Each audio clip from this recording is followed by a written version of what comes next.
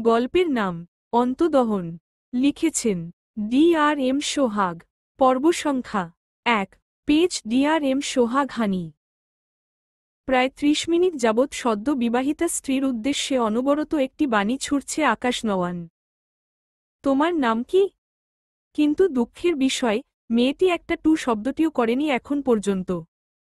আকাশ তীক্ষ্ণ চোখে চেয়ে আছে বিছানার কোনায় মাথা নিচু করে দাঁড়িয়ে থাকা মেয়েটির পানে। কপালে বিরক্তির রেখা। সময়ের পাল্লা যত বাড়ে, আকাশের বিরক্তির মাত্রা তত বাড়ে। আকাশ সহজে রেগে যায় না, তবে রেগে গেলে কখন কি করে বসে, নিজেই বুঝতে পারে না। আকাশ নওয়ান, বয়স ২৯, যার ঘন কালো ভ্রু, সোজা নাক, দুগাল ভর্তি মাঝারি দাড়ি, যা চাপ দাড়ির চেয়ে কিছুটা বড়। গায়ের রং উজ্জ্বল ফর্সা। Height ৬ foot. শক্ত চিবুকে সহজে হাসি ফোটে না আকাশের। প্রয়োজন ছাড়া তার মুখ থেকে কথাও শোনা যায় না। আকাশ নওয়ান ঢাকা ভার্সিটিতে অর্থনীতি নিয়ে অনার্স, মাস্টার্স শেষে জার্মানি থেকে পিএইচডি করে বাংলাদেশে ফিরেছে গত ২ মাস আগে। বাংলাদেশে ফিরে তার বাবা সাইফুদ্দিন নওয়ানের ব্যবসায় নিজেকে নিয়োজিত করেছে। আপাতত আকাশের বেশি রাগ লাগছে তার অনাকাঙ্ক্ষিত বিয়ের জন্য। তার মায়ের ছোটবেলা গ্রামে বেড়ে ওঠা। মাঝে মাঝেই তিনি সেই গ্রামে যান। এবার তার মা তাকে কিছু না জানিয়ে হঠাৎ এমন একটা সিচুয়েশন ক্রিয়েট করেছিল যে আকাশের বিয়ে করা ছাড়া আর কোনো উপায় ছিল না। মেয়েটির সঙ্গে কথা বলা প্রয়োজন, কিন্তু এ তো কথাই বলছে না। ৯০% সময় ঠান্ডা মেজাজের মানুষ ১০% সময়ের জন্য যখন রেগে যায়, সে রাগের ফল হয়তো মোটেই ভালো হয় না। যার প্রমাণ মাত্র ঘটে যাওয়া অনাকাঙ্ক্ষিত এক ঘটনায়। আকাশ লাস্টবার দাঁত কিরমির করে মেয়েটির উদ্দেশ্যে প্রশ্ন ছুড়ে দেয়। তোমার নাম কি? সাথে বলে, তোমার সাথে আমার ইম্পর্টেন্ট কথা আছে। বরাবরের মতোই মেয়েটির থেকে উত্তর না পেয়ে আকাশ হতাশ হয়, রেগে বোম হয়ে যায়। রাগ কন্ট্রোল করতে না পেরে পুরুষালী শক্ত হাতে মেয়েটির ডানগালে সাপটে এক থাপ্পড় মেরে দেয়। মেয়েটি মাথা নিচু করে দাঁড়িয়েছিল। বিয়ের প্রথম রাতে স্বামীর পাশে বসে, স্বামীর মুখ থেকে দুটো মিষ্টি কথা নয়তো ভরসা দেওয়ার মতো দুটো কথা শোনার কোনো মেয়ের ইচ্ছে থাকে না? কিন্তু সন্ধ্যার কপালে তো তা জুটল না। মেয়েটি মেঝেতে উপুড় হয়ে পড়ে যায়। চোখের কোণে জল কণা জমেছে। আকাশ রাগান্বিত স্বরে বলে, আমার বউ হওয়ার যোগ্যতা তোমার নেই। আমার মা তোমাদের বাড়িতে বেড়াতে গিয়েছিল, আর তোমরা আমার সহজ সরল মাকে গুটি বানিয়ে বড়লোক বাড়িতে ঢুকে পড়লে? আমার স্ট্যাটাস সম্পর্কে কোনো আইডিয়া আছে তোমাদের? যতসব রাবিশের দল। কথাগুলো বলে আকাশ ঘরের দরজা খুলে হনহন করে বাইরে বেরিয়ে যায়। আকাশের কথাগুলো শুনে সন্ধ্যার চোখ থেকে টপটপ করে পানি গড়িয়ে পড়ে। ধীরে ধীরে উঠে বসে অসহায় ভরা দৃষ্টি খোলা দরজার পানে রাখে। দুহাঁটু জমা করে বুকের সাথে ঠেকিয়ে মলিন মুখে ছলছল দৃষ্টিতে চেয়ে থাকে।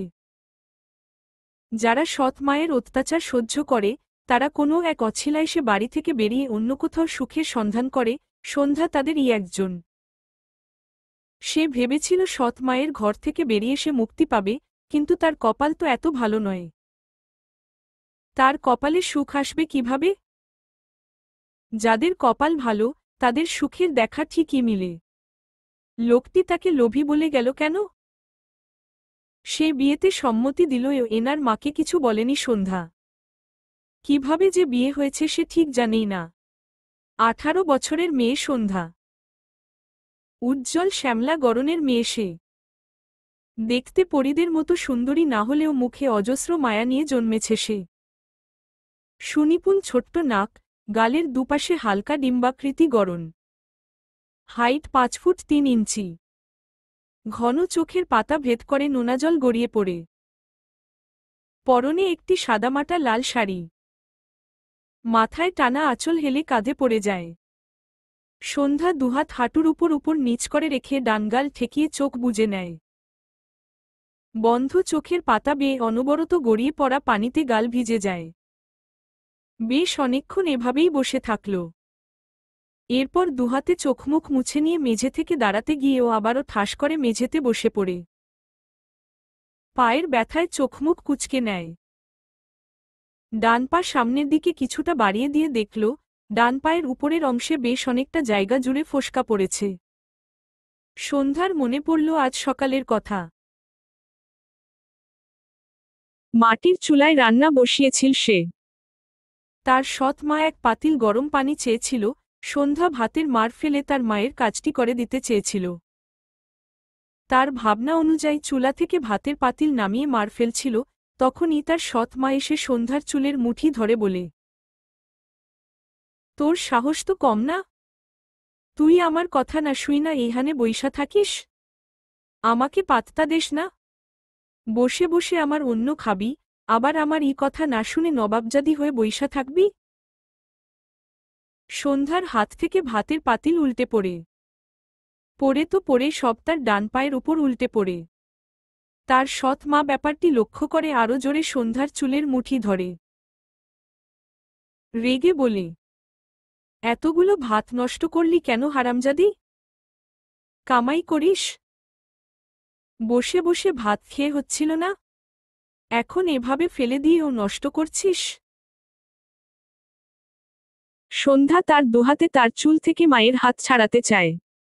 চোখ থেকে টপটপ করে পানি পড়ে। গরম ভাতসহ ভাতের মার পায়ের উপর পড়ে যাওয়ায় সন্ধ্যার মনে হল তার ডান পা ছিঁড়ে পড়ে যাচ্ছে।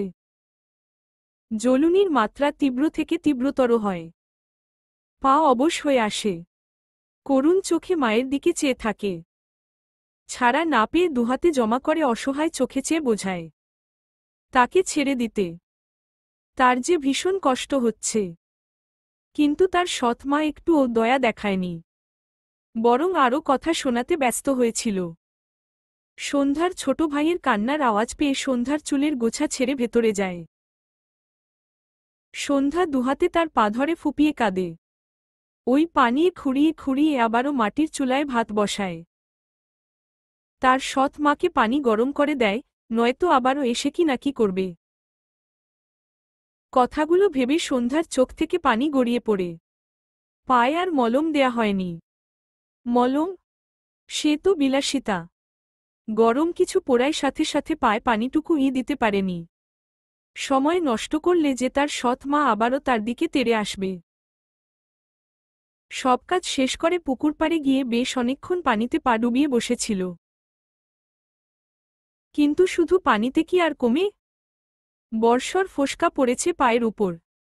সন্ধ্যা মলিন মুখে ক্ষত পায়ের দিকে চেয়ে রইল। চোখের পানির বাঁধ মাঝে মাঝে ভেঙে যায়, কাঁদতে চায় না, তবুও কখন যে গাল বেয়ে জল গড়ায়। সন্ধ্যা এই আহত পানিয়ে আর উঠল না। ঘরের এক কোনায় বসে দেয়ালের সাথে পিঠ ঠেকিয়ে দেয়। সারাদিনের না খাওয়া, এখানে এসে একটুখানি খেয়েছিল, বেশি খেতে পারেনি। শরীরটা ভীষণ দুর্বল লাগছে। ক্লান্তিতে নুয়ে আসা চোখজোড়া বুজে নেয়। বন্ধ চোখের পর্দায় গর্ভধারিণী মায়ের মুখটা ভেসে ওঠে। অবাধ্য অশ্রু গড়িয়ে আবারও গাল ভিজে যায়। রাতের আধার ধীরগতিতে মিলিয়ে যায়। বাস চলছে তার গতিতে। যার গন্তব্য ঢাকা গাবতলী থেকে বগুড়া সাতমাথা। বাসের মাঝ বরাবর সিটগুলোর মাঝের একটি সিটে সৌম্য ঘুমিয়ে আছে। বাসের গতি ধীর হয়, হেলপার বাসে কয়েকটা থাপ্পড় দিয়ে যাত্রীদের উদ্দেশ্যে আওয়াজ করে কিছু বাণী বলতে থাকে। অনেকের ঘুম ভেঙে যায়, সাথে সৌম্যর ঘুম হালকা হয়। চোখমুখ কুঁচকে নেয়। ধীরে ধীরে চোখ খুলে বুঝল বাস থেমেছে। আশেপাশে তাকিয়ে নিজের কাঙ্ক্ষিত জায়গা দেখে সিট থেকে দাঁড়িয়ে যায়। বাসের সিটের উপর ব্যাগ রাখার তাক থেকে তার ব্যাগ নামিয়ে দ্রুত বাস থেকে নেমে দাঁড়ায়। এরপর একটি সিএনজি নিয়ে রওয়ানা হয় তার গ্রামের উদ্দেশ্যে। গ্রামের নাম মিলনের পাড়া। সৌম্যর পরনে একটি স্বল্প দামি অ্যাশ রঙের টি শার্ট, সাথে বেশ পুরনো একটি জিন্স। ঘাড়ে একটি ছোটখাটো ব্যাগ, যার ভেতর সর্বোচ্চ 4 থেকে 5টা শার্ট, প্যান্ট আছে। আর আছে তার ছোট বোন সন্ধ্যার জন্য একটি গোল জামা। টিউশনের টাকা পেয়ে সবার আগে তার বোনটার জন্য একটি জামা কিনেছে সে। সৌম্য শেখ। বয়স 25। হাইট 5 ফুট 8 ইঞ্চি। ছোট বোনের মতোই শ্যামলা গায়ের রং পেয়েছে। গায়ের রং মূলত তারা দুভাইবোন মায়ের থেকে পেয়েছে। দুগালে কালো চাপ দাড়ি। সৌম্য ঢাকা ভার্সিটিতে অ্যাকাউন্টিং সাবজেক্ট নিয়ে মাস্টার্সে পড়ছে। একটি ছোট্ট গ্রামে সৌম্যর বেড়ে ওঠা। তার সাথে ছিল তার বোন সন্ধ্যা। সন্ধ্যা সৌম্যর চেয়ে 7 বছরের ছোট। গ্রামের ছেলে মেয়ে, বাবা দিনমজুর, অভাব অনটনেই তাদের দিন কাটত। মা দর্জির কাজ করত। তাদের সংসার চলে যেত কোনো রকমে।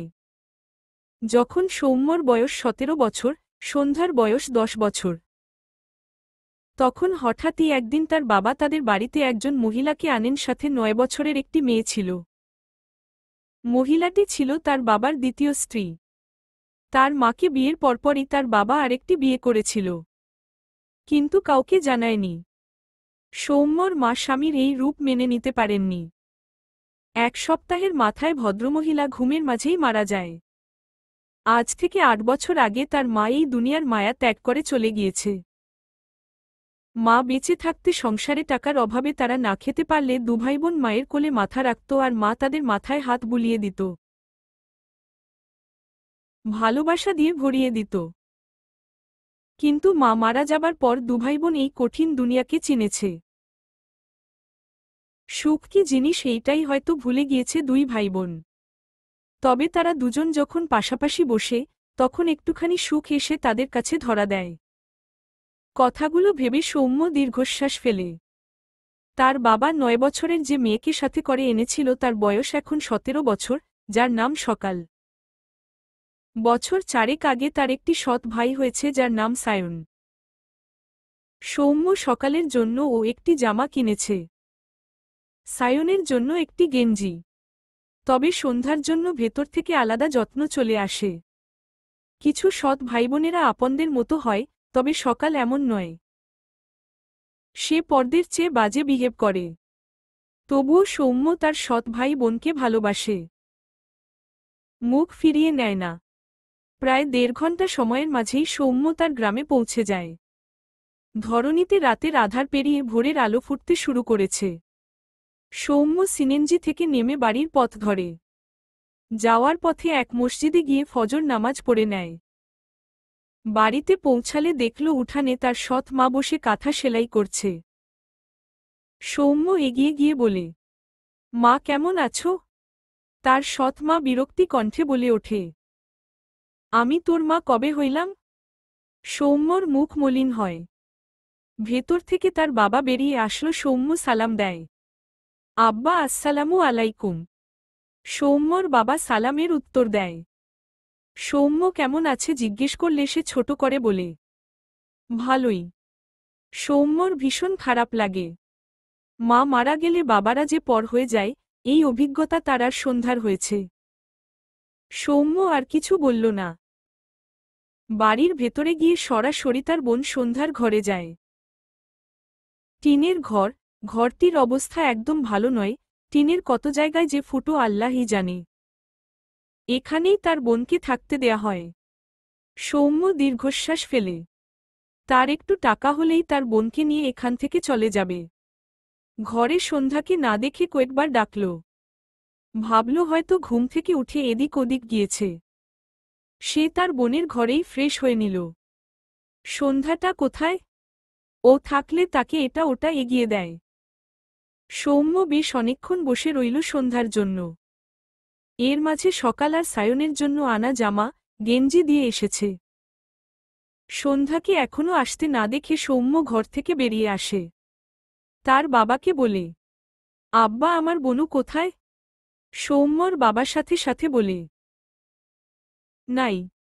সৌম্য অবাক হয়ে বলে, মানে? সৌম্যর সৎ মা বলে ওঠে, মানে বেইচা দিছি। খালি বৈশা বৈশা চারটে গিলে। ওরে রাইখা কি করমু আমি? সৌম্যর চোখে মুখে অজস্র বিস্ময়। তার বোনকে বিক্রি করে দিয়েছে মানে? হঠাৎই রেগে চিৎকারে করে বলে, আমার বনুকে কি করেছ তোমরা? কোথায় বিক্রি করে দিয়েছ? বলো কোথায় আমার বনু? সৌম্যর বাবা কোনো কথা বলে না। তার সৎ মা রেগে বলে, এইটা তোর বাড়ি নয়। রাগ নিজের মধ্যে রাখো। সৌম্যর দুনিয়া ঘুরছে। তার ওই ছোট বোনটা ছাড়া আর কেউ আছে? এই মানুষ দুটো এত পাষাণ কেন? রেগে কিছু হবে না, অসহায় কণ্ঠে বলে। আমার বনু কোথায় প্লিজ বলো। কারো কোনো রেসপন্স না পেয়ে সৌম্য দুহাত জমা করে ভারী গলায় বলে, দয়া করে বলো, বনু কোথায়? আমি আমার বনুকে নিয়ে একেবারে চলে যাব এখান থেকে। আর কখনো তোমাদের বাড়িতে আসব না। তোমাদের পায়ে ধরি, আমার বোনটার খোঁজ দাও তোমরা। ও আব্বা, বলো আমার বনু কোথায়? আমরা আর আসব না এখানে। কারো কোনো ফিরতি উত্তর না পেয়ে সৌম্য সকালের সামনে গিয়ে বলে, সকাল, আমার বনু কোথায় রে? বল না সকাল। সকাল রাগ দেখিয়ে বলে, আমি কিভাবে জানব? কথাটা বলে বাড়ির ভেতরে চলে যায়। সৌম্য ছোট্ট সায়নের সামনে হাঁটু মুড়ে বসে বলে, ভাই, তুই জানিস আমার বনু কোথায়?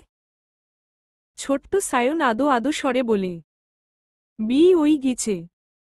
সায়নের মা সায়নকে ঝট করে কোলে নিয়ে বকতে বকতে বাড়ির ভেতরে নিয়ে যায়। সৌম্যর মাথায় আকাশ ভেঙে পড়ে। বিয়ে হয়ে গেছে? তার বোনকে কোথায় বিয়ে দিয়েছে? কোনো ভালো ঘরে যে বিয়ে দিবে না সৌম্য জানে। তার বোনকে এক নরক থেকে আবার কোনো নরকে পাঠালো? সৌম্যর নিজেকে এত অসহায় লাগেনি কখনো। সকাল সকাল আসমানি নওয়ান তার ঘর থেকে বেরিয়ে আসে। ছেলের ঘরের দিকে নজর পড়লে দেখল দরজা একদম পুরোপুরো খোলা। ভদ্রমহিলা এগিয়ে গিয়ে ঘরের ভেতরে নজর করলে দেখল সন্ধ্যা বেডের পাশে দেয়ালে পিঠ ঠেকিয়ে ঘুমিয়ে আছে। আসমানি নওয়ান বিস্ময় চোখে তাকায়। দ্রুত ঘরের ভেতরে এসে আশপাশে তাকিয়ে ছেলে আকাশকে খুঁজলেও পায় না। এগিয়ে গিয়ে সন্ধ্যার পাশে বসে। মেয়েটির ঘাড় ডানদিকে হেলে আছে। আসমানি নওয়ান সন্ধ্যার গালে হাত দেয়। সন্ধ্যার ঘুম হালকা হয়। পিটপিট করে চোখ মেলে তাকায়। আসমানি নওয়ানকে দেখে সন্ধ্যা দ্রুত সোজা হয়ে বসে। আসমানি নওয়ান সন্ধ্যার ডানগালে নজর পড়লে অবাক হয়। মেয়েটি অনেক বেশি ফর্সা না হলেও উজ্জ্বল শ্যামা। গালের দাগ আবছা বুঝতে পারলেন তিনি। অবাক হয়ে সন্ধ্যার মুখের দিকে তাকালে সন্ধ্যা জোরপূর্বক একটু হাসল। আসমানি নওয়ান সন্ধ্যার গালে হাত দিয়ে বলে, আকাশ তোরে মারছে মা? সন্ধ্যা অসহায় চোখে চেয়ে রইল তার শাশুড়ির দিকে। আসমানি নওয়ান সন্ধ্যাকে জড়িয়ে ধরল। তার ভীষণ খারাপ লাগল। আকাশ এত রেগে গিয়েছে যে মেয়েটাকে থাপ্পড় মেরেছে। পায়ের দিকে নজর পড়লে দেখল পায়ে বেশ বর্ষর একটি ফোসকা। যা বোঝার বুঝল। সন্ধ্যাকে ধরে ধরে উঠিয়ে বেডের উপর বসাল। এরপর মলম এনে সন্ধ্যার পায়ে দিতে নিলে সন্ধ্যা তার শাশুড়িকে বাদ সাধে। আসমানি নওয়ান সন্ধ্যার বাদ মানলেন না। নিজেই সন্ধ্যার পায়ে মলম লাগিয়ে দিলেন। গতকাল খেয়াল করেনি এটা, নয়তো তখনই দিয়ে দিত। ব্যাগ থেকে একটা সুতি শাড়ি বের করে দিয়ে বলে, এই শাড়িটা পইরা নেমা। আকাশের লগে আমার বোঝাপড়া আছে। একটু থেমে বলে, ওই কি রাইতেই বাইর হইয়া গেছে? সন্ধ্যা মাথা নেড়ে হ্যাসূচক সম্মতি দিল। আসমানি নওয়ান সন্ধ্যার গালে হাত দিয়ে বলে, ওই আজ বাড়ি আসলো, খবর আছে ওর।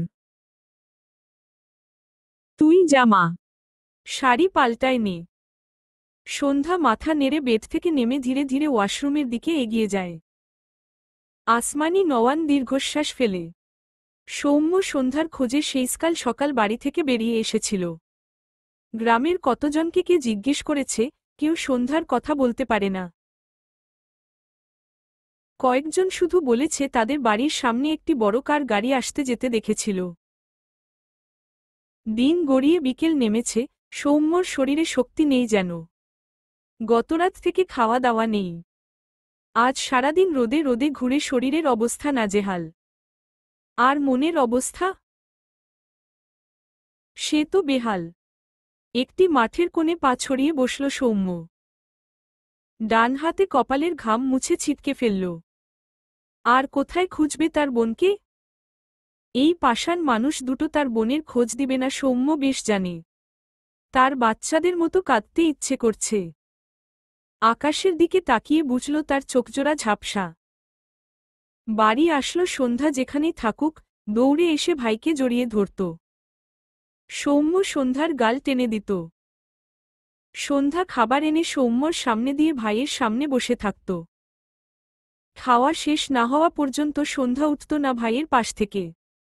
সৌম্য শহরে চলে আসলো, সন্ধ্যা নীরবে অশ্রু বিসর্জন দিত। সৌম্য তার বোনকে জড়িয়ে নিয়ে বলত, আর কয়েক মাস বনু, এরপর আমি তোকে আমার কাছে নিয়ে যাব। সৌম্যর দিন খুব কষ্টে কাটে। তার তো চাঁদ কপাল নয়, লাস্ট কবে বাড়ি থেকে 2 টাকা নিয়েছে তার মনে পড়ে না। টিউশন করে করে ঢাকা শহরে নিজের খরচ চালায়। আর একটু একটু করে টাকা জমাত সন্ধ্যার জন্য। এই নরক থেকে তার বোনকে নিয়ে যাবে বলে কত কষ্ট করেছে। কখনো তো 3 বেলা খায় না, এই যে কাপড়ও ঠিকঠাক কেনা হয় না। কত পুরনো পুরনো কাপড় ব্যবহার করে। আর 2 মাসের মাথায় সে সন্ধ্যাকে নিয়ে যেত ঢাকায়। সন্ধ্যা ক্লাস 10 পর্যন্ত পড়েছে। এরপর আর পড়েনি, এটুকুই সৌম্য খুব জোর করে পড়িয়েছ। তার বাবা আর সৎ মা পড়তে দেয়নি, সে জানে তার বোনকে দিয়ে এই বাড়ির সব কাজ করিয়ে নিত। সৌম্য তার বোনকে সুখবর দিতে এসেছিল, সে খুব তাড়াতাড়ি তার বোনুকে তার কাছে নিয়ে যাবে। কিন্তু কি থেকে কি হয়ে গেল। সন্ধ্যার মায়া মায়া মুখটা ভেসে ওঠে। যে তার ভাইকে হয়তো নীরবে কত শত অভিযোগ দিত। সৌম্য বোনকে জড়িয়ে নিয়ে নীরবে সান্ত্বনা দিত। কোথায় হারিয়ে গেল তার বনু? ঝাপসা দৃষ্টিজোড়া আকাশপানে নিবন্ধ রেখে বিড়বিড় করে, মা, আমার বনু হারিয়ে গেছে মা। তোমার মেয়ে সন্ধ্যাকে আমি আগলে রাখতে পারলাম না। তুমি কেন চলে গেলে মা আমাদের রেখে? আমার বনুর জন্য খুব কষ্ট হচ্ছে। ওরা কোথায় রেখেছে আমার বনুকে? ও ঠিক আছে তো মা? সন্ধ্যার পর পর আকাশ বাড়ি ফিরে তার ঘরের দিকে যেতে নিলে আসমানি নওয়ান শক্ত গলায় বলেন, দাঁড়াও আকাশ, কোথায় আছিলা কাল থেইকা? মায়ের কথায় আকাশের পা থেমে যায়। আসমানি নওয়ান মূলত গ্রামের মেয়ে। সাইফুদ্দিন নওয়ান আসমানি নওয়ানকে দেখে পছন্দ করেছিল, এরপর বিয়ে করে আনে। ভদ্রমহিলা গ্রাম্য ভাষায় কথা বলতে অভ্যস্ত ছিলেন, যে অভ্যাস বিয়ের পর শহরে এসেও ছাড়তে পারেননি। আকাশকে চুপ থাকতে দেখে আকাশের মা আবারও শক্ত গলায় বলে, কি হইল? কথা কইতাছ না কেন? আকাশ সাধারণত মায়ের বেশ বাধ্য সন্তান বলা যায়। মায়ের উপর কথা বলে না। ভয় পায় এমন নয়। সম্মান, ভালোবাসার জায়গা থেকে সে তার মায়ের সাথে কখনো উঁচু গলায় কথা বলে না। তবে মায়ের কাজে ভীষণ রাগ উঠছে। অতঃপর রাগান্বিত স্বরে বলে, মা, তুমি কি করে পারলে আমার সাথে এরকম একটা কাজ করতে? আসমানি নওয়ান ছেলের ব্যবহারে একটু কষ্ট পেয়েছেন। আকাশ তার সাথে এভাবে কথা বলে না, এজন্য বেশি খারাপ লাগছে। আকাশ কথাটা বলে আকাশ চোখ বুজল। সে রাগতে চায় না। অন্তত তার মাকে রাগ দেখাতে চায় না। কিন্তু তার মা এমন একটা কাজ করেছে, সে চাইলেও শান্ত থাকতে পারছে না। ফোঁস করে শ্বাস ফেলে গলার স্বর কিছুটা নামিয়ে বলে, এভাবে তুমি আমার বিয়ে দিয়ে কাজটা কি ঠিক করেছ মা? আমি তোমার সম্মান বাঁচাতে বিয়েটা করেছি। এবার তুমি আমার সম্মান বাঁচাতে মেয়েটির আর আমার ডিভোর্সের ব্যবস্থা কর মা। আসমানি নওয়ান ছেলের পানে বিস্ময় দৃষ্টিতে তাকায়। অবাক হয়ে বলে, তুমি ডিভোর্স চাইতাছ কেন আকাশ? আকাশ এবারেও রেগে বলে, কারণ আমি রাহাত আঙ্কেলের মেয়েকে বিয়ে করব। আমাদের ডিল ফাইনাল করা শেষ। আর 1 সপ্তাহ পর আমাদের বিয়ে হতো। গতকাল তোমাকে বলতে চেয়েছিলাম, কিন্তু তুমি আমার কোনো কথাই শুনলে না। আসমানি নওয়ান বিস্ময় কণ্ঠে বলেন, তুমি কইছিলা তোমার পছন্দের কেউ নাই, তাই আমি আমার পছন্দ মতন একটা বউ আনছি তোমার লাইগা। তুমি এমন করতাছ কেন বাবা? আকাশ চোখ বুজে মাথা দুদিকে নাড়ালো কয়েকবার। এত রাগ লাগছে তার। ইচ্ছে করছে সবকিছু উল্টাপাল্টা করে দিতে। শুধু তার সামনে মা বলে নিজেকে সামলে নিচ্ছে বারবার। চোখ খুলে তার মায়ের উদ্দেশ্যে চিৎকার করে কিছু শক্ত বাণী ছুড়ে দেয়। করতাম না পছন্দ। এখন করি। হয়েছে, তুমি সবসময় উল্টাপাল্টা কাজ কর, আমি আর বাবা সামলে নিই। কিন্তু এইবার একদম লিমিট ক্রস করে ফেলেছ। আমাদের কাজের 12টা বাজিয়ে দিয়েছ। সবচেয়ে বড় কথা, কার না কার বাড়ি গিয়ে একদল লোভী মানুষদের কবলে পড়ে নিজের ছেলেকে বলির পাঠা বানালে। সাইফুদ্দিন সোফার উপর বসা ছিল। হাতের খবরের কাগজ ভাঁজ করে আকাশের দিকে তাকিয়ে শান্ত গলায় বললেন, আকাশ আমার স্ত্রীর সাথে এভাবে কথা বলবে না। আকাশ দুহাত মুষ্টিবদ্ধ করে চোখ বুজল। সে না চাইতেও হাইপার হয়ে যাচ্ছে। আসমানি নওয়ান ছলছল দৃষ্টিতে ছেলের পানে তাকিয়ে রইল। এরপর স্বামীর পানে চেয়ে বলে, আকাশের আব্বা, তোমার ছেলে এইসব কি কইতাছে? সাইফুদ্দিন নওয়ান এগিয়ে এসে তার স্ত্রীর পাশে দাঁড়ালেন। বউকে ভীষণ ভালোবাসেন ভদ্রলোক। কখনো ধমক দেয় না। এই যে এখন তার স্ত্রী উল্টাপাল্টা কাজ করেছে, সে মনে মনে রেগেছে, তবে তা তার স্ত্রীর উপর ফলাচ্ছে না। বরং ছেলেকে চুপ করিয়ে দিল। স্ত্রীর উদ্দেশ্যে মৃদুস্বরে বললেন, আকাশ যা বলেছে ঠিকই বলেছে। তুমি শান্ত হও। তোমার পক্ষ থেকে আমি ওদের ডিভোর্সের ব্যবস্থা করব। সন্ধ্যা রান্নাঘরের দরজার কোণায় দাঁড়িয়ে আছে। রাগান্বিত আকাশের পানে মায়া মায়া চেখে চেয়ে রইল। লোকটিকে সে বিয়ের আগে দেখেনি, তবে স্বামীকে নিয়ে একটুখানি স্বপ্ন দেখেছিল। লোকটি কি সুন্দর! সে তো অত সুন্দর না। আবার কত খুঁত তার!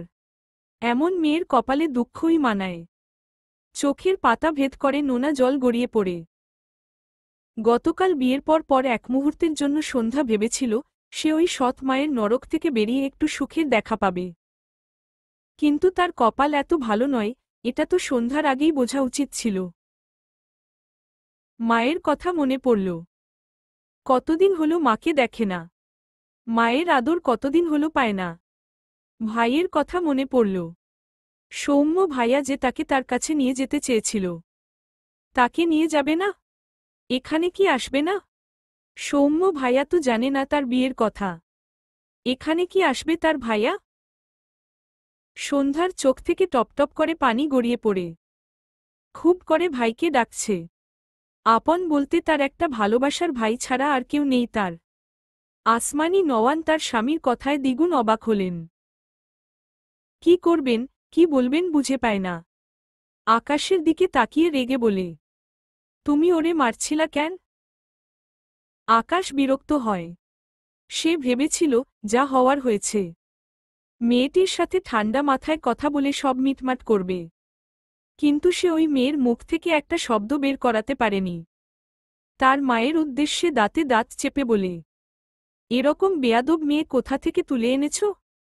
একে তো লোভীর সাথে আদবের ছিটেফোঁটা নেই ওর মাঝে। কথাটা শেষ করতে না করতেই আসমানি নওয়ান এগিয়ে গিয়ে আকাশের গালে গায়ের জোরে একটা থাপ্পড় মেরে দেয়। আকাশের মুখ বামদিকে হেলে যায়। সাইফুদ্দিন নওয়ান অবাক হয়ে ডাকে, আসমানি! আকাশ চোখ দুটো বুজে দুহাত মুষ্টিবদ্ধ করে নিয়েছে। রাগে মাথা থেকে পা পর্যন্ত জ্বলছে। চোখ খুলে সামনে তাকালে সন্ধ্যাকে চোখে পড়ল, যে রান্নাঘরের কোণায় দাঁড়ানো। চোখে চোখ পড়লে সন্ধ্যা তার ভেজা চোখজোড়া মেঝেতে নামিয়ে নেয়। আকাশ শক্ত চোখে তাকায় সন্ধ্যার দিকে। ওই মেয়েটার জন্য সে আজ জীবনের প্রথম মায়ের হাতে থাপ্পড় খেয়েছে। ইচ্ছে করছে এই একটা থাপ্পড়ের বদলে এই মেয়েকে জাস্ট খুন করে ফেলতে। মাকে তো কিছু বলল না। রেগেমেগে তার আশেপাশে যতগুলো ফুলদানি ছিল সবগুলো গায়ের জোরে ছুঁড়ে ফেলে চিৎকার করে বলে, বাবা, তোমার স্ত্রী কাজটা একদম ঠিক করেনি। একটা বাইরের বেয়াদব মেয়ের জন্য আমাকে আঘাত করেছে। কথাটা বলে আকাশ হনহন করে বাইরে বেরিয়ে যেতে নিলে আসমানি নওয়ান ভেজা চোখে চেয়ে শক্ত কণ্ঠে বলে, বেয়াদব ওয়ে নয়। বেয়াদব হলে তুমি। একটা অচেনা মেয়েরে মারতে তোমার হাত কাঁপল না? আকাশ পিছু ফিরে রেগে বলে, না, কাঁপেনি। আরও কয়েকটা থাপ্পড় দিতে পারছি না বলে আফসোস হচ্ছে। একটা কথারও উত্তর দেয় না। তুমি তাকে রেখে আমায় বেয়াদব বলছ? কথাটুকু বলে আকাশ আবারও পায়ের গতি বাড়ায় বাড়ি থেকে বেরিয়ে যাওয়ার জন্য। আসমানি নওয়ান ঢোক গিলে বলে, ওই তোমাগো মতো কইরা কেমনে কথা কইব? ওই তো বোবা। আসমানি নওয়ানের কথায় আকাশের পা থেমে যায়। পিছু ফিরে বিস্ময় দৃষ্টিতে তাকায় তার মায়ের দিকে। সাথে অবাক হয় সাইফুদ্দিন নওয়ান। মেয়েটি বোবা মানে? আসমানি নওয়ান নিজেকে সামলে বলেন, তোমাগো যেহেতু ওরে নিয়া এতই সমস্যা, আমি তোমাগো ডিভোর্স করামু। এরপর আমি ওরে আরো ভালো ঘরে বিয়া দিমু। সাইফুদ্দিন নওয়ান অবাক হয়ে বলেন, মেয়েটির পরিবার নেই? আসমানি নওয়ান শক্ত গলায় বলে, না নাই। কথাটা বলে আসমানি নওয়ান উল্টো ঘুরে সন্ধ্যার দিকে এগিয়ে গিয়ে সন্ধ্যার হাত ধরে তার ঘরের পাশের ঘরের দিকে যায়। সন্ধ্যা তার শাশুড়ির সাথে পা মেলায়, মাথার আঁচল একটুখানি টেনে নেয়। আকাশ কেমন অদ্ভুত চোখে চেয়ে রইল। সন্ধ্যার চোখে মুখে পানির কণা। একবার পিছু ফিরে তাকালে আকাশের সাথে চোখাচোখি হলে সন্ধ্যা দ্রুত সামনে ফিরে মাথা নিচু করে নেয়। আসমানি নওয়ান সন্ধ্যাকে নিয়ে যতক্ষণ পর্যন্ত সেই ঘরে প্রবেশ না করে, ততক্ষণ আকাশ নির্জীব চোখে চেয়ে রইল। সাইফুদ্দিন নওয়ান এরও একই অবস্থা। দুই বাবা ছেলের অবাকের মাত্রা ছাড়িয়েছে। সাইফুদ্দিন নওয়ান বেশ কিছুক্ষণ পর আকাশের উদ্দেশ্যে বলে ওঠে, তুমি চিন্তা করো না, তোমার মাকে আমি সামলে নিব। তুমি ইরাকে বিয়ের প্রিপারেশন নাও। আকাশ কিছু বলল না। সাইফুদ্দিন নওয়ান ছেলের নীরবতায় আবারও বললেন, আমি কি বলেছি বুঝেছ? আকাশ ছোট করে বলে, হুম। কথাটা বলে আকাশ তার ঘরে যাওয়ার জন্য সিঁড়ি বেয়ে উপরে উঠতে থাকে। সাইফুদ্দিন নওয়ান পকেট থেকে ফোন বের করে কাউকে কল করে, আমার ছেলের বউ হইবি না? আসমানি নওয়ান মেয়েটির মন খারাপ দেখে ভ্রু কুচকে বলল, কি হইল? মন খারাপ কইরা নিলি কেন? মেয়েটি হাত দিয়ে ইশরা করে কিছু বোঝাল, যার অর্থ, আমি তো তোমাদের মতো কথা বলতে পারি না। আমারে তোমার ছেলে বিয়া করব? আসমানি নওয়ান মৃদু হেসে মেয়েটির থুতনিতে হাত রেখে বললেন, আমার ছানা আমারে খুব ভালোবাসে। আমার কথা ফালানোর সাহস নাই তার। মেয়েটি আবারও হাতের ইশারায় বোঝাল, ভালোবাসবে না তো আমারে? আসমানি নওয়ান হেসে বললেন, আমার জান্নাত্রে ভালো না বেসে কি কইরা থাকে আমিও দেইখা লমু। মেয়েটির মুখে হাসি ফুটল। আসমানি নওয়ানকে দুহাতে জড়িয়ে ধরে লজ্জামাখা হাসি হাসল। কয়েকদিন আগের একটি ঘটনা মনে করে সন্ধ্যা মলিন হাসল। আসমানি নওয়ানকে সে বেশিদিন হল চেনে না। তার গ্রামে মাঝে মাঝে দেখা হতো। আর ভদ্রমহিলা তার সাথে অনেক কথা বলত। সন্ধ্যা ইশারায় বললে আসমানি নওয়ান ও সব বুঝে যেত। প্রায় 2 মাস আগে দেখা হলে তার ছেলের সাথে বিয়ের কথা বলে। সন্ধ্যা প্রথম প্রথম বিব্রতবোধ করলেও ধীরে ধীরে আসমানি নওয়ানের কথায় সন্ধ্যা বেশ প্রভাবিত হয়। আকাশকে না দেখেও ভাবত, আসমানি নওয়ানের ছেলে তার স্বামী হবে। কিন্তু গতকাল হঠাৎই তাদের বাড়িতে আসমানি নওয়ানকে দেখে সন্ধ্যা অনেক অবাক হয়েছিল। আরও অবাক হয়েছিল যখন শুনেছিল তখনই তার বিয়ে এনার ছেলের সাথে। সন্ধ্যা আগে থেকেই আসমানি নওয়ানের ছেলের বউ হওয়ার স্বপ্ন দেখত, এখানে সে দ্বিমত করেনি। তবে আসমানি নওয়ানের কথা শুনে সে ভাবত, এনার ছেলে ও তাকে বউ হিসেবে মানবে। কিন্তু তার ভাবনা ভুল। আসমানি নওয়ান সন্ধ্যার গালে হাত দিয়ে বলে, কি ভাবতাছস মা? সন্ধ্যা বেশ কিছুক্ষণ চুপ থেকে ইশারায় বোঝায়, আসমানি নওয়ান তাকে কিভাবে চেনে?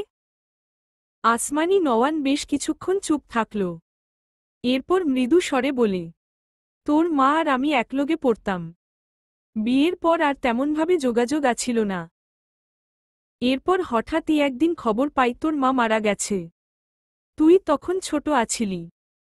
এরপর ভুলেই গেছিলাম। পরে তোর ব্যাপারে গ্রামের একজনের কাছে গল্প শুইনা বুঝলাম তুই ভালা নাই। তখন থেইকা তোরে আমার কাছে আনতে চাইতাম। কারণ ছাড়া আনতে পারমু না, তাই আমার পোলার বউ করে আনতে চাইছিলাম। একটু থেমে বলে, মন খারাপ করিস না মা। আমি তোরে আরো ভালো জায়গায় বিয়া দিমু। কারো কথা ভাববি না। তোর কেউ নাই। আমি আছি। তোর বাপ মা তো নাই, ভাইরা থাইকাও নাই। সবগুলাই স্বার্থপর। সন্ধ্যা ইশারায় বলতে চাইল, তার ভাই অনেক ভালো। আসমানি নওয়ান বাদ সাধে মৃদুস্বরে বলে, আর কিছু বোঝাতে হইব না, এখন কিছু খাবি, আর এখন থেইকা এই ঘরেই থাকবি। সন্ধ্যা মাথা নেড়ে আচ্ছা বোঝায়। পরদিন সকাল 10টা, আকাশ অ্যাশ কালার স্যুট প্যান্ট পরে, সাথে সিলভার কালার চেইনের ঘড়ি, চুলগুলো ভালোভাবে সেট করে নেয়। মাঝারি সাইজের ঘনকালো দাড়ি ভালোভাবে গুছিয়ে নেয়। এরপর আকাশ সিঁড়ি বেয়ে নেমে আসে। সাইফুদ্দিন নওয়ান টেবিলে বসে নাস্তা করছিলেন। আকাশ দেখল তার বাবাকে, পাশেই মা দাঁড়ানো। সে কিছু বলল না। গটগট পায়ে বাইরে বেরিয়ে যেতে নিলে আসমানি নওয়ান বলে ওঠে, খেয়ে যাও। আকাশ ছোট করে বলে, ক্ষুধা নেই। আসমানি নওয়ানের চোখ ভরে ওঠে। এত বাধ্য ছেলে হঠাৎ এরকম ব্যবহার করলে মেনে নেওয়া যায়? সাইফুদ্দিন নওয়ান মৃদুস্বরে বলে, আকাশ খেয়ে যাও। আকাশ শুনল না কারো কথা। গটগট পায়ে বাড়ি থেকে বেরিয়ে যায়। বাবা মা দুজনেই হতাশার শ্বাস ফেললেন। সাইফুদ্দিন নওয়ান স্ত্রীর পানে চেয়ে বলে, মন খারাপ করো না আসমানি। তোমার ছেলে তো তোমার মতোই একটু আধটু তারা আছে, মানিয়ে নাও। আসমানি নওয়ান রেগে তাকায় স্বামীর পানে। ভদ্রলোক ইনোসেন্ট ফেস বানিয়ে বলে, তেরামি একটা মহৎ গুণ আসমানি জানো? এই জন্যই তো আমি তোমাকে এত পছন্দ করেছি। আসমানি নওয়ান কিছু বললেন না। আকাশ একটি রেস্টুরেন্টে বসে আছে। 1 কাপ ব্ল্যাক কফি অর্ডার করে। ফোনে কিছু করছে, সাথে কফিতে একটু পরপর চুমুক দেয়। কিছুক্ষণ পর দুটি মেয়ে এসে দাঁড়ায় আকাশের সামনে। ইরা আকাশকে সালাম দেয়, আসসালামু আলাইকুম ভাইয়া। আকাশ মাথা নিচু করেই সালামের উত্তর নেয়। ইরা আকাশের সম্মুখ বরাবর একটি চেয়ার টেনে বসে। ইরার কাজী নীতি হা করে আকাশের দিকে চেয়ে আছে।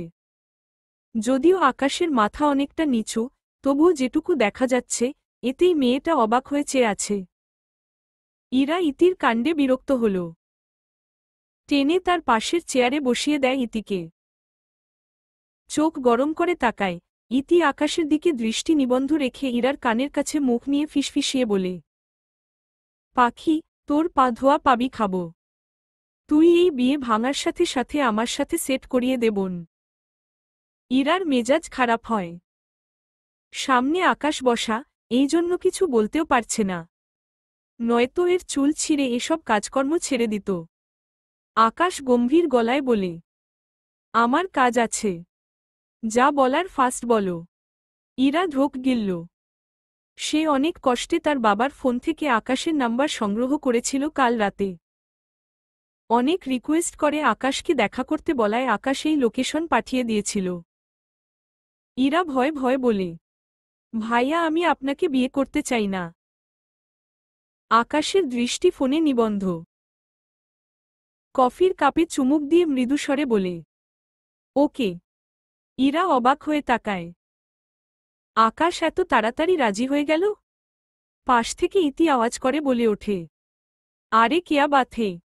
ইরা ইতির হাত টেনে ধরে। আকাশ বিরক্ত চোখে তাকায় ইতির পানে। বিড়বিড় করে, রাবিশ। কথাটা বলে আবারও ফোনে মগ্ন হয়। ইরা প্রচণ্ড বিরক্ত হয় ইতির কাণ্ডে।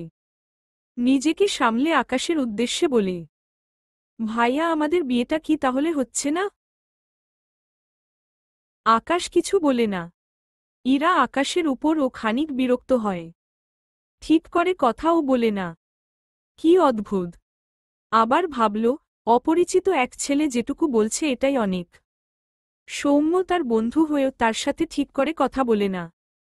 ইতি ইরার পাশ থেকে উঠে গিয়ে আকাশের পাশের চেয়ার আকাশের দিকে আরেকটু টেনে নিয়ে বসে। আকাশ ব্যাপারটা খেয়াল করতেই চরম বিরক্তি নিয়ে বাদিকে একটু ঘাড় ঘোরায়। কিছু বলল না। সাথে সাথে রেগে যাওয়ার অভ্যাস তার নেই।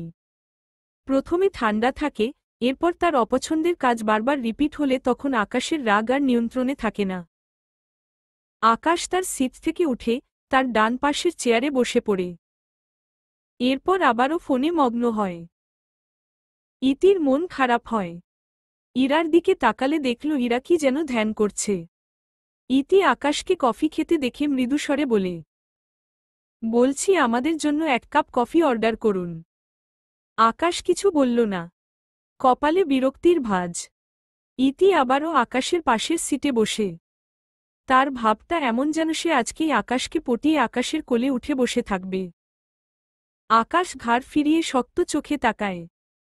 ইতি মুখটা ছোট করে বলে, আপনি তো ইরা আপুকে বিয়ে করবেন না, তাহলে আমাকে করুন। আমার আপনাকে হেব্বি লেগেছে। আকাশের রাগ তোরতোর করে বেড়ে যায়। ইরার ধ্যান ভাঙে। ইতিকে আকাশের পাশে দেখে চোখ বড় বড় হয়ে যায়। কপাল চাপড়ায়। এর বয়স 20 পার হতে চলল, অথচ এসব স্বভাব আর গেল না। আকাশ এবারেও নিজেকে সামলে নিতে চাইল। ফোঁস করে শ্বাস ফেলে আবারও সোজা হয়ে বসে। ইতি আকাশের মুখ ফিরিয়ে নেয়া দেখে মুখ ফোলায়। এই লোকটির এত ভাব কেন? সুন্দর বলে? ফর্সা বলে? আরও কত ফর্সা ছেলে আছে, এত ভাব দেখানোর কি আছে? কিন্তু ইতির আকাশকেই ভালো লেগেছে। দাড়িগুলো কি সুন্দর বড় বড়। মেয়েটি তার স্বভাবসুলভ দুহাতে আকাশের হাত সাপটে ধরে বলে, আমাকে একসেপ্ট করে নিন। মেয়ে হয়ে আপনাকে প্রপোজ করছি। প্লিজ ফিরিয়ে দিবেন না। আমার বাবা ও ইরা আপুদের মতো আর আপনাদের মতো বড়লোক। আকাশের ধৈর্যের বাদ শেষ। তাকে এই মেয়ে টাচ করেছে কোনো সাহসে? বুঝে পায় না। ইরা চোখ বড় বড় করে চেয়ে আছে। একই সাথে আনা মস্ত বড় ভুল হয়ে গেছে বুঝল। মৃদুস্বরে বলে, ইতি কি করছিস? ইতি ইরার কথা পাত্তা দিল না। আকাশের হাতও ছাড়ল না। আকাশ দাঁতে দাঁত চেপে বলে, হাত ছাড়ো। ইতি একটু ভয় পেলেও ছাড়ল না। তার ধারণা আকাশ ঠিক পটে যাবে। সে কি কম সুন্দরী নাকি? কি সুন্দর করে সেজে এসেছে। কিন্তু আকাশের আর সহ্য হল না। একে তো বারবার পাশে এসে বসছিল, আকাশ নিজেকে সামলে নিচ্ছিল। কিন্তু এখন সব লিমিট ক্রস করে ফেলেছে মেয়েটি। আকাশ ঝট করে তার হাত ছাড়িয়ে নিয়ে ইতির গালে ঠাস করে একটা থাপ্পড় মেরে দেয়। বেচারি বুঝতেই পারেনি। চোখের পলকে কি থেকে কি যেন হয়ে গেল। ইতি হুমড়ি খেয়ে চেয়ার থেকে পড়তে গিয়েও পড়ে না। ইরা হতভম্ব চোখে চেয়ে আছে। আকাশ হাত খাওয়া কফিটুকু রেখে ফোন পকেটে রেখে হনহন করে বেরিয়ে যায় রেস্টুরেন্টে থেকে। যাওয়ার আগে গম্ভীর গলায় বলে, মিস ইরা, বিয়ে হবে না। ইরা আকাশের কথা শুনে খুশি হবে নাকি তার কাজিনকে এমন থাপ্পড় খেতে দেখে দুঃখ পাবে বুঝল না। আশেপাশের অনেকেই অদ্ভুত চোখে চেয়ে আছে। ইরা বিব্রতবোধ লাগে। কি করবে, এই ইতিটা এমন কেন? এর আগে তার অন্যান্য কাজিনদের সাথে গিয়েও এমন করত। এমন থাপ্পড় খাওয়ার অভিজ্ঞতা এর আগে হয়নি। এই প্রথম। ঠিকই আছে, এর শিক্ষা হওয়া উচিত। সে তার জায়গা থেকে উঠে বলে, বাড়ি যাবি নাকি এখানেই শুয়ে থাকবি? ইতি রেগে তাকায় ইরার দিকে। কিছু না বলে ধূপধাপ পা ফেলে রেস্টুরেন্ট থেকে বেরিয়ে যায়। ইরার একটু খারাপ লাগল, আবার ভালো লাগল বিয়ে হবে না ভেবে। ব্যাগ থেকে ফোন বের করে দ্রুত সৌম্যর নাম্বারে কল করলে ফোন রিং হয়, কিন্তু রিসিভ হয় না। ইরা হতাশ হয়ে সে ও রেস্টুরেন্ট থেকে বেরিয়ে যায়। আকাশ রেস্টুরেন্ট থেকে বেরিয়ে তার গাড়ির দিকে এগিয়ে গেলে হঠাৎই আনিকা আকাশের সামনে এসে দাঁড়ায়। আকাশ দাঁড়িয়ে যায়, সাথে বিরক্ত চোখে তাকায়। আনিকা হেসে বলে, তুই রেস্টুরেন্টে যে ডেট করলি নাকি? আকাশ মৃদুস্বরে বলে, করলাম। আনিকার দৃষ্টি রেস্টুরেন্ট থেকে বেরিয়ে আসা ইরার দিকে পড়লে অবাক হয়ে বলে, আরে ইরাও এখানে? বিয়ের আগে এত ঘন ঘন মিট করলে ভুলভাল কিছু হয়ে যেতে পারে। আকাশ বিরক্ত হল। আনিকাকে পাশ কাটিয়ে তার গাড়িতে বসে গাড়ি স্টার্ট দেয়। আনিকা কিছু বলল না। ব্যাপারটা বুঝল না, ইরা আর আকাশ রেস্টুরেন্টে কেন? আকাশ তো এমন বান্দা নয়। কাহিনী কি? বেচারি ভাবনায় ব্যস্ত হল। দাঁড়াও। ইরা আর ইতি মাত্র বাড়িতে পা রেখেছে। ঘরে যাওয়ার জন্য কয়েক পা এগোতেই ইরার বাবা ইশতিয়াক আহমেদের শক্ত কণ্ঠে দুজনের পা থেমে যায়। ইতি ভীত চোখে তাকায় তার মামার দিকে। ইরা ঢোক গিলল। ইশতিয়াক আহমেদ এগিয়ে এসে ইরার সামনে দাঁড়িয়ে শক্ত গলায় বলে, কোথায় গিয়েছিলে? ইরা আমতা আমতা করে বলে, ইতিকে নিয়ে রেস্টুরেন্টে গিয়েছিলাম। ইশতিয়াক আহমেদ দাঁতে দাঁত চেপে বলে, খেতে গিয়েছিলে নাকি বিয়ে ভাঙতে?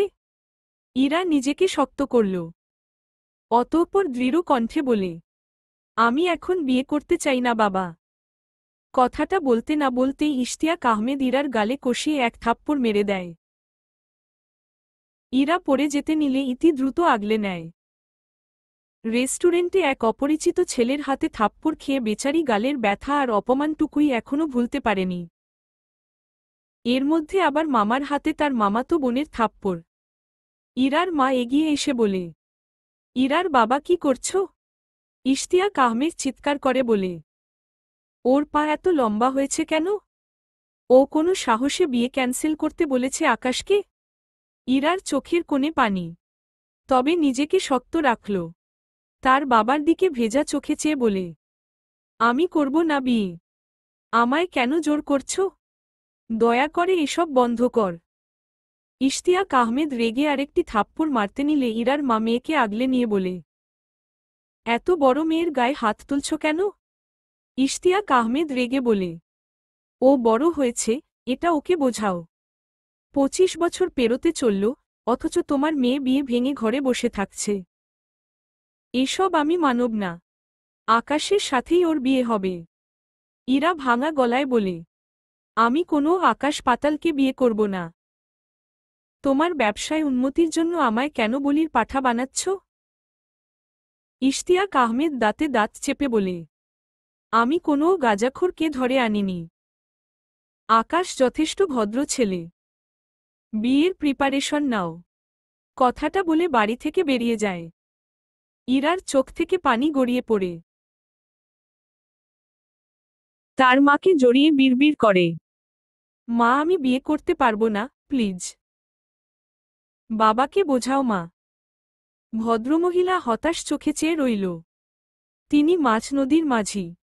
তার স্বামীকেও যেমন কিছু বলতে পারেন না, তেমনি মেয়ের জন্য ও মন কাঁদে। ইরা বেশ অনেকক্ষণ ঘরে বসে একা একা নীরবে চোখের জল ফেলেছে। এরপর রেডি হয়ে ভার্সিটির উদ্দেশ্যে বেরিয়ে যায়। বাবা বাসায় নেই। থাকলে হয়তো তাকে আর বেরোতে দিত না। ঢাকা ভার্সিটির কার্জন হল চত্বরে রিকশা থামায় ইরা। গাড়ি দিয়ে সবসময় চলাচল করে, তবে সুযোগ পেলেই রিকশায় ওঠার লোভ সামলাতে পারে না ইরা। আশেপাশে তাকিয়ে কাউকে খুঁজতে খুঁজতে এগিয়ে যায় সামনের দিকে।